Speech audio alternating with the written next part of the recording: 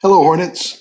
In this video we're going to be taking a look at how do we use a chart to find an inverse.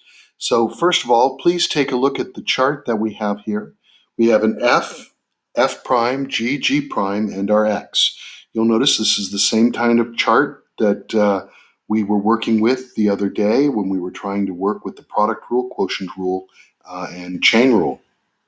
So what we're going to be doing is we're going to be taking a look and finding specific pieces. So the first one that we're going to find here is we're going to find h prime of 1.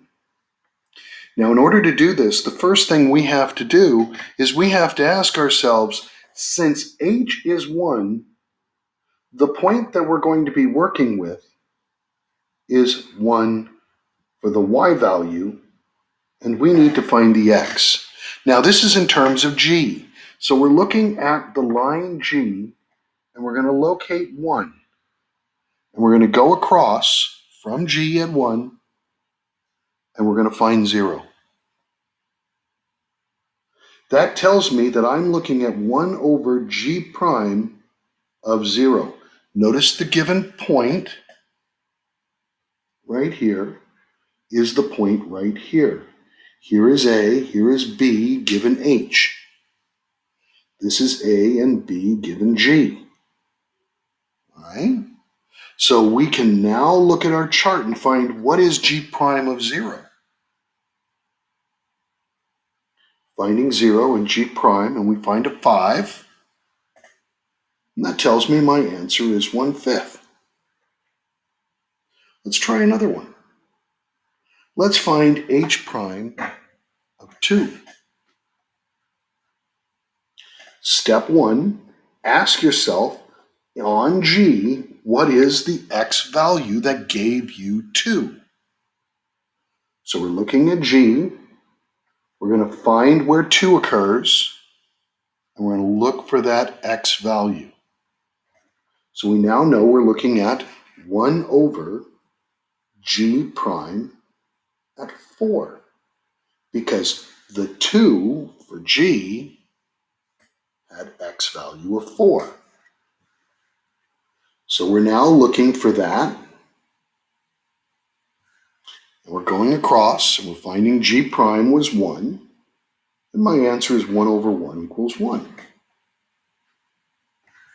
1 over 1 equals 1. Let's try another one. Let's do H prime of 3. So we are going to have 1 over G prime. Notice I can get that set up. I now look at the value and I say, what is the X value on G that gave a 3? So I go down G and I locate the 3. I go across and I find 1. And I want G prime of that 1. Notice that's the 4. Once I notice I've got 1 and 1, I can put it as 1/4. Let's do one more. And let's do G prime of 4, or H prime of 4. H prime of 4. So get everything set up and ready to go. And now I'm looking for my X. So I look for, where is G going to equal 4? Right down here at 5. So I know my X value is 5 and G prime of 5 is 2. My answer is therefore 1/2. All right, this is working with the chart in order to find our derivative. You have to first recognize that the value we are looking at is the y value of G. So we use our table on G, we find that y value, which will give us the x, and we want the derivative of G at that x. It's right next to it, the 5. We then do our substitution, and our answer is 1/5. Let's repeat it again with the 2. H prime of 2, that is my y value. I use the chart, and I go down G, and I locate the 2. The 2 gave me x equals 4, and g prime of 4 is 1. So the 4 is going to go right here and is replaced with the derivative 1, and it gives me my answer. H prime of 3. We locate 3 on the chart under G. What gave us 3? G of 1 gave us 3. What gave us 3? G of 1 gave us 3. We want G prime of 1, which is 4. So we put it together as G prime of 1, which equals 4, and my answer is 1/4.